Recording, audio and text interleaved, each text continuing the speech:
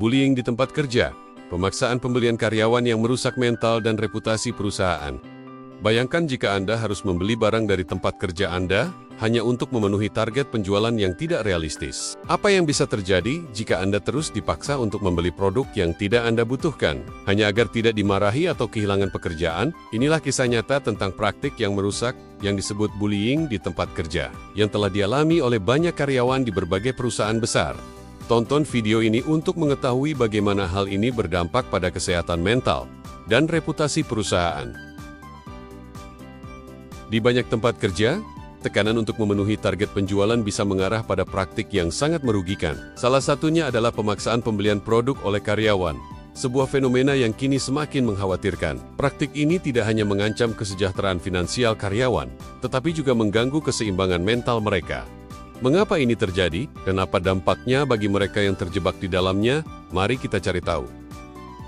Dari sektor retail hingga perusahaan internasional, pemaksaan pembelian produk telah menjadi praktik yang tersembunyi di balik dunia kerja. Meskipun terlihat seperti solusi untuk meningkatkan penjualan, kenyataannya adalah banyak karyawan yang terjebak dalam tekanan yang berujung pada dampak negatif yang besar.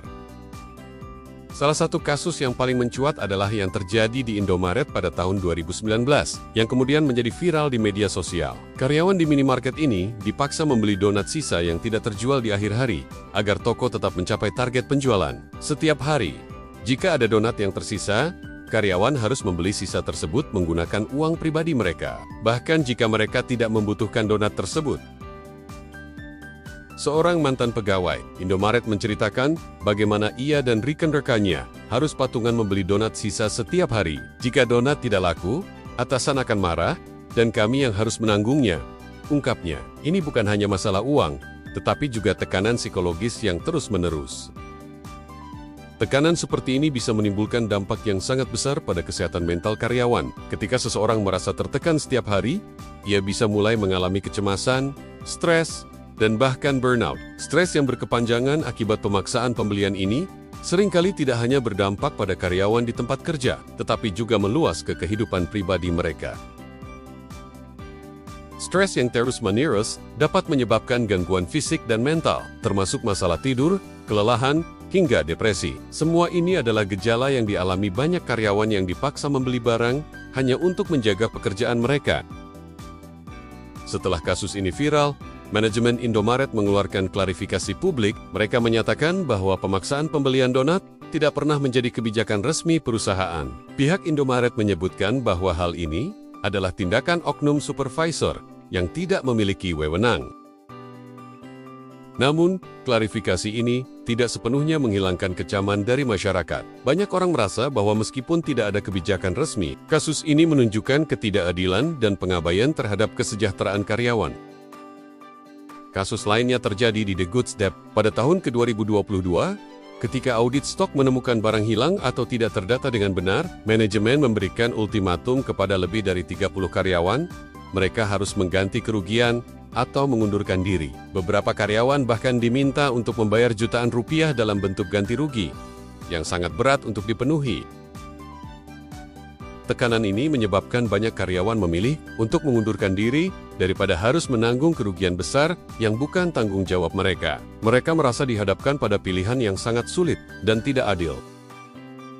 Memaksa karyawan untuk menanggung kerugian yang disebabkan oleh kelalaian sistem atau manajemen adalah bentuk eksploitasi yang sangat merugikan. Karyawan yang tidak terlibat langsung pun harus menanggung akibatnya, meski tidak ada bukti bahwa mereka melakukan kesalahan. Ini adalah contoh klasik dari bagaimana perusahaan menggunakan karyawan sebagai kambing hitam untuk masalah internal yang seharusnya diselesaikan oleh manajemen, bukan dengan membebani pekerja. Setelah kabar ini tersebar, publik mengecam tindakan The Goods Debt dengan keras. Banyak yang menilai perusahaan ini tidak memiliki kebijakan yang adil untuk melindungi karyawan mereka. Reaksi negatif ini sangat merusak reputasi perusahaan. Netizen bahkan mulai memberikan dukungan kepada karyawan yang terlibat. Dengan banyak orang merasa prihatin terhadap situasi yang mereka alami. Meskipun The Goods Debt mencoba menjelaskan tindakan mereka, dampak negatif tetap terasa.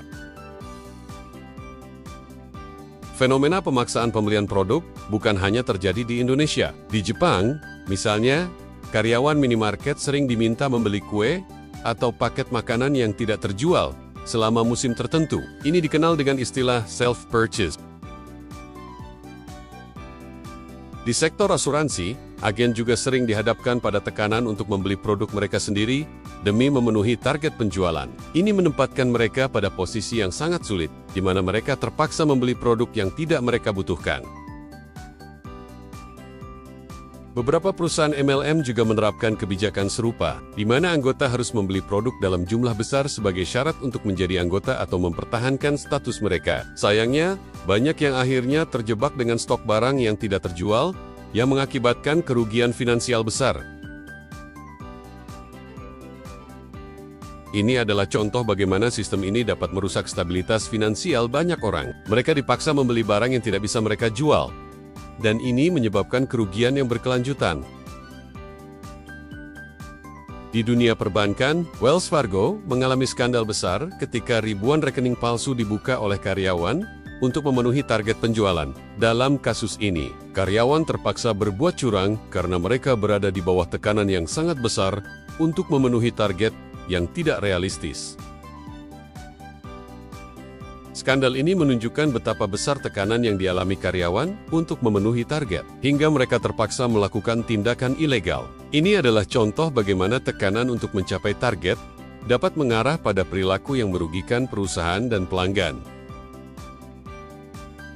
Perusahaan yang terlibat dalam pemaksaan pembelian atau tindakan tidak adil terhadap karyawan bisa menghadapi konsekuensi hukum yang sangat serius. Sanksi dapat berupa denda besar, gugatan hukum, dan kerusakan reputasi yang tak terhitung jumlahnya.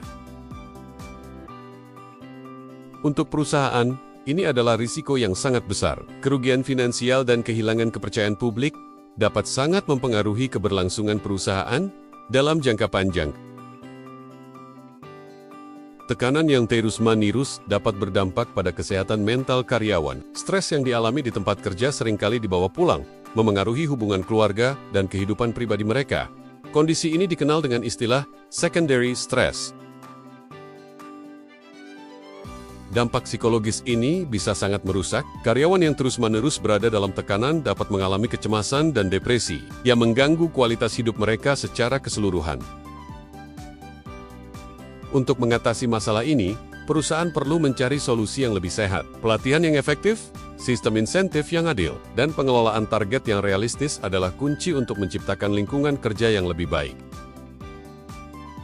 Budaya kerja yang positif, di mana karyawan merasa dihargai dan didukung, akan meningkatkan kinerja dan loyalitas mereka, serta membantu perusahaan mencapai tujuan mereka dengan cara yang lebih berkelanjutan.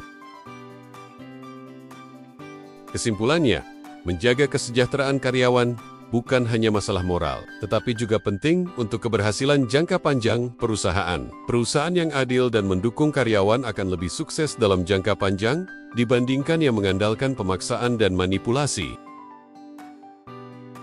Karyawan yang merasa dihargai dan diperlakukan dengan adil akan lebih termotivasi dan berkomitmen untuk mencapai tujuan bersama perusahaan. Kita semua berhak bekerja di tempat yang adil, tanpa tekanan yang merusak. Dengan menghentikan praktik bullying di tempat kerja, kita bisa menciptakan lingkungan yang lebih sehat dan produktif bagi semua pihak. Jangan biarkan bullying di tempat kerja terus terjadi. Mari bersama-sama kita hentikan praktek tidak etis ini dan ciptakan tempat kerja yang lebih baik dan lebih adil. Jika Anda merasa pernah menjadi korban pemaksaan atau bullying di tempat kerja, berbicaralah, dukung kami dalam menyebarkan kesadaran untuk lingkungan kerja yang lebih baik. Jangan lupa untuk subscribe dan bagikan video ini. Jangan biarkan masalah ini terus terjadi. Bersama, kita bisa menciptakan perubahan.